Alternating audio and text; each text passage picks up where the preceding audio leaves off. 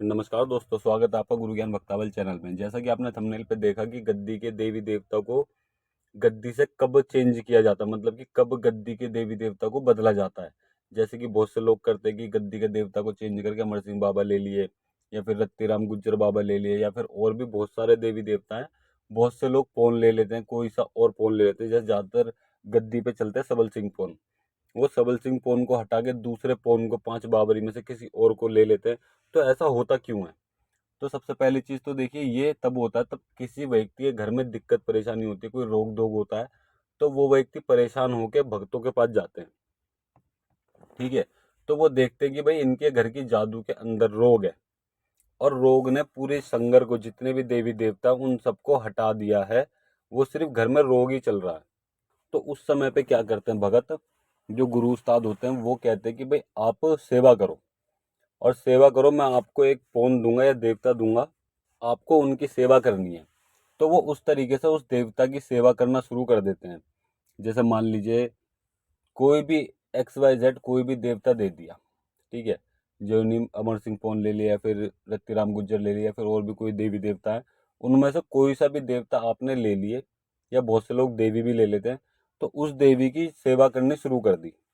अब देवी की सेवा करते हैं या देवता की सेवा शुरू करते हैं, तो उनके घर में जो भी रोग होते हैं, क्यों देवी देवता तो घर में है ही नहीं, क्यों घर में पहले से रोग है, तो जो घर के जो रोग है उनको वो देवता हटा देता है। ठीक है। वो देवता उनको हटाने लगता है और रोग हटा के निखर्ची हो जाता है। मतलब कि वो देवता जो गुरु ने दिया है, वो निखर्ची देवता रहता है घर में। फिर उसका अखाड़ा कर देते हैं गुरु उस्ताद कि भाई अब इसके वचन ले लेते हैं, ये आपके डुलिया पे आ गया। ठीक। फिर कुछ समय बाद वो क्या करते हैं बहुत से भगत, कि कुछ समय बाद, साल में 6 महीने में, आपके जो घर के देवी देवता होते हैं उनको खिलाना शुरू करते हैं। चाहे वो हुक्के पे खिला दे, चाहे वो वैसे खिला दे, उनको खिलाना शुरू करते हैं। तो वो तब खिलाते हैं। ठीक है। जब वो खिलाते हैं तब उनका डुलिया पौन, जैसे आपका कोई डुलिया पौन होगा तब वो आएगा। तो उसको क्या करते हैं, वो जोड़े में रख देते हैं। बहुत से भगत करते हैं कि जो उन्होंने अपना देवता दिया और जो आपके घर का डुलिया पौन, उनको जोड़े में रख देते हैं। और बहुत से क्या करते हैं, डुलिया पौन जो गुरु ने दिए हैं वो उस देवता के नीचे आपके डुलिया को रख देंगे। मतलब कि डुलिया वो रहेगा जो गुरु ने दिया है, और उसके नीचे वो रहेगा जो आपके घर का डुलिया है। तो इस वजह से वो डुलिया चेंज हो जाता है, क्योंकि आपके घर में रोक दोग था। अब बहुत सी बार क्या करते हैं, बहुत से लोग कहते हैं कि भाई हमें बाहर का कोई देवता नहीं चाहिए, हम अपने घर के संगर की देवी देवताओं को पूजना चाहते हैं, हम अपने घर के देवी देवताओं के भगत बनेंगे। जो भी हमारा बच्चा या फिर हम सेवा करेंगे, वो हम अपने घर के देवता की सेवा करेंगे।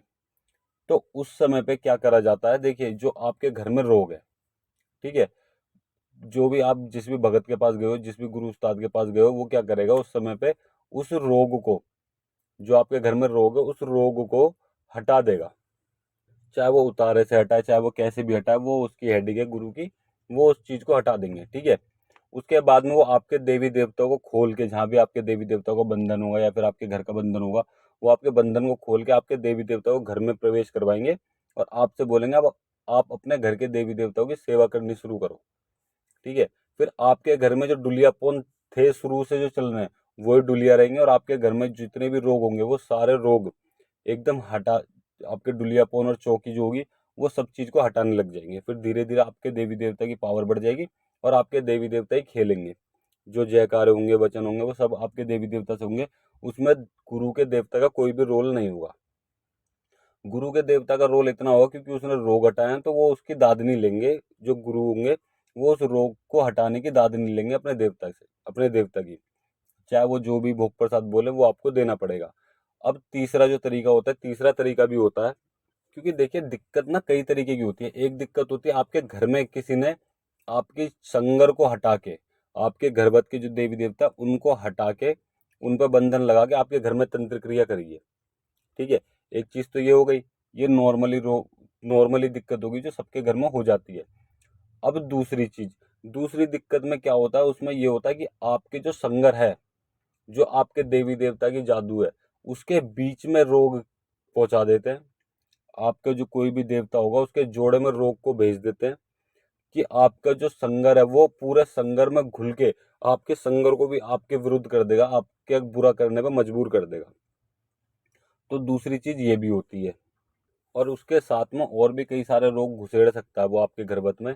या बहुत सी बार ऐसा भी होता है, देखिए 2 चीज़ तो मैंने आपको बता दी, एक तो जो आपके देवता को हटा के आपके घर में करतब किया, तंत्र क्रिया करी, और दूसरी चीज़ ये हो गई कि आपके घर के जो देवी देवता उसके बीच में एक रोग को घुसेड़ के आपके घर में दिक्कत करवा दी, तंत्र क्रिया कर दी, और आपकी जो संगर की जादू है उससे भी आपके घर में दिक्कत करवा दी।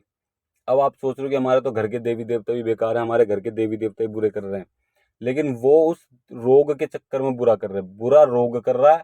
जो आपके घर में तंत्र क्रिया करके जो रोग भेजा वो बुरा वो कर रहा है, लेकिन साथ में जो चीजें चल रही हैं, जो चीजें चल रही हैं, आपके घर के देवी देवता जो चल रहे हैं उनका नाम ले रहा है कि भाई ये चीज बुरा करवा रहे हैं। समझ, फिर आपको लगता है कि आपके घर के देवी देवता बुरा कर रहे हैं।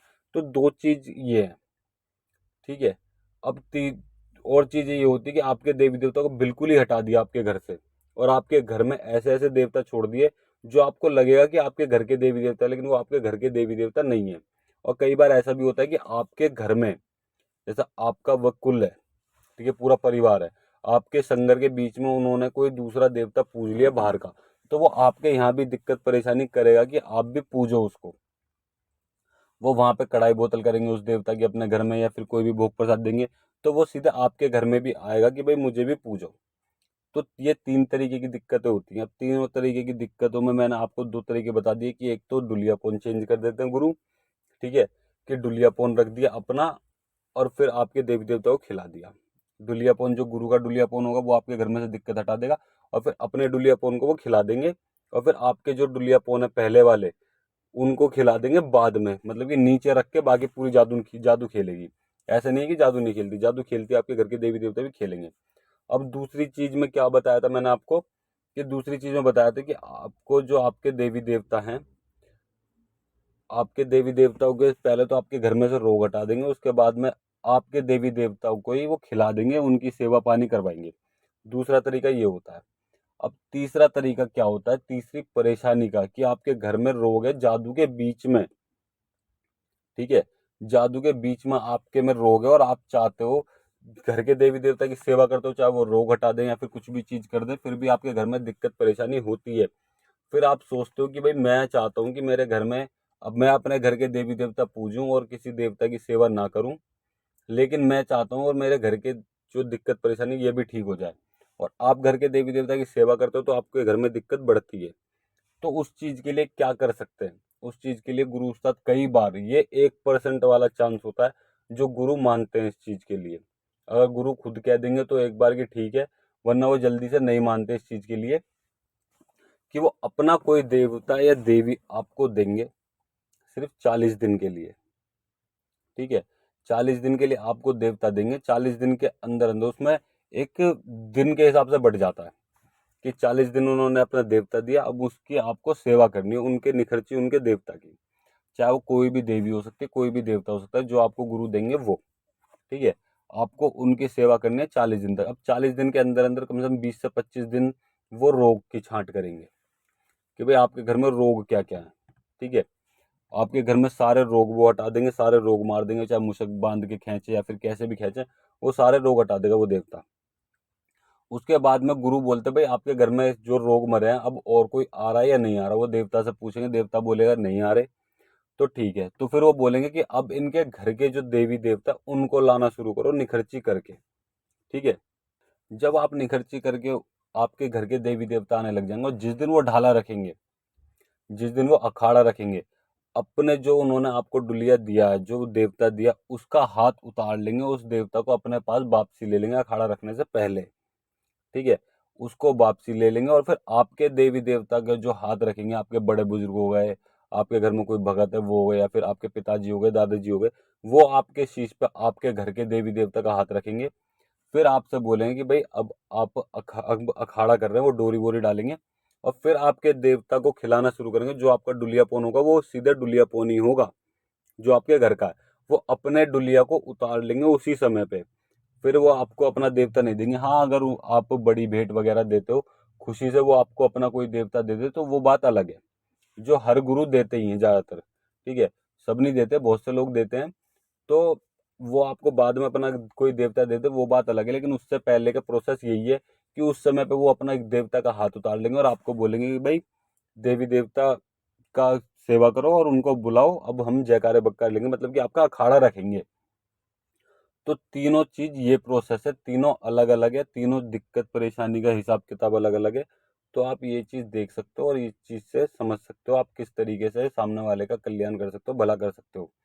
ठीक है, ये चीज आपके भी काम आएगी और कोई दूसरा व्यक्ति होगा परेशान होगा उसके भी काम आएगी। और अगर आप गद्दी चौकी लगाते हो तो ये आपके लिए भी बहुत जरूरी है, क्योंकि तीन चीजें होती है, तीन चीजों में से एक कि आपके घर में रोग है, सीधा आपके घर के देवी देवता बाहर हैं और आपके घर में रोग है। दूसरा कि आपके संगर के बीच में रोग है। ठीक है, चौ दूसरा कि आपके संगर में रोग है।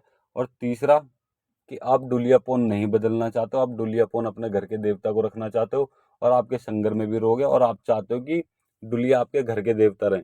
तो ये तीनों चीज के लिए मैंने आपको इस वीडियो में समझा दिया है। आपको इस वीडियो को पूरा देखिएगा तभी आपको अच्छी तरीके से समझ में आएगा। और अगर आपको इसके बारे में और भी जानकारी चाहिए या फिर और भी किसी चीज़ के बारे में जानकारी चाहिए तो हमारे आप हमें कमेंट कर सकते हैं। मैं आपको अगली वीडियो जरूर बना के दूंगा जिस चीज़ के ऊपर आप कमेंट करोगे। और अगर आपको हमारे द्वारा दी गई जानकारी अच्छी लगी हो तो वीडियो को लाइक करें, चैनल को सब्सक्राइब करें और बेल आइकन जरूर दबाएं ताकि हमारे द्वारा दी गई जानकारी आप तक समय पर पहुंच सके।